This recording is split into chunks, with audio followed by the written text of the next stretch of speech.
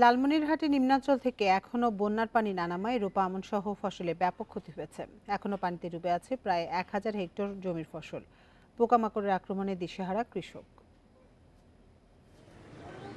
বন্যার পানি বেশিরভাগ জায়গা থেকে নেমে গেলেও এখনও লালমনিরহাটের নিম্নাঞ্চল থেকে পানি সরেনি। জলাবদ্ধতায় লালমনিরহাট সদর, আদিতমারি ও হাতীবান্ধা উপজেলার 15টি ইউনিয়নের প্রায় 1000 হেক্টর জমিতে রূপা আমনের ব্যাপক ক্ষতি হয়েছে। 4 দিন জমির আবাদ করছি, সব পানি খেয়ে ফেলাইছে, ডুবি তল হয়ে আছে। এই পানি সন্ধ্যায় আর পানি বেড়াইতে পারে না, পানি জ্বালা আমাদের নষ্ট করে দেয়।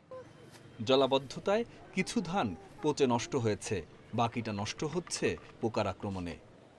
বারে বারে আমরা গাঁততেছি, বারে বারে আবার এই বন্যা এসে ডুবি ডুবি চলে যাচ্ছে, ধান হচ্ছে না। এমনকি যে আমরা 7-8 দিন জমি গাড়িয়ে এক ফোঁটা ধান পাইতেছি না। আমরা কিন্তু এগুলো করি মিলি খাই। আমার দোন পাশেক জমিতে মনে করো নাই, আমি নিঃস্ব হয়ে গেছি।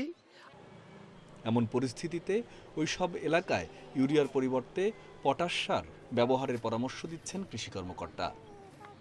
পটাশ সারটা গাছের রোগ প্রতিরোধ ক্ষমতা জন্মায়, পোকামাকড় থেকে রক্ষা করে। পটাশ সার ব্যবহার করবে এবং তার সঙ্গে সঙ্গে যে জিনিসটি করবে সেটা হলো কিছু জিঙ্ক সালফেট সার মনো, সেটাও যেন তার সঙ্গে স্প্রে করে দেয়। সেগুলো দিলে গাছের শক্তিশালী আবার ফিরে আসবে, শক্তিশালী হবে এবং রোগ প্রতিরোধ ক্ষমতা জন্মাবে। লালমনিরহাটে চলতি মৌসুমে প্রায় 86,000 হেক্টর জমিতে রূপা আমন ধান আবাদ হয়েছে। Independent news desk.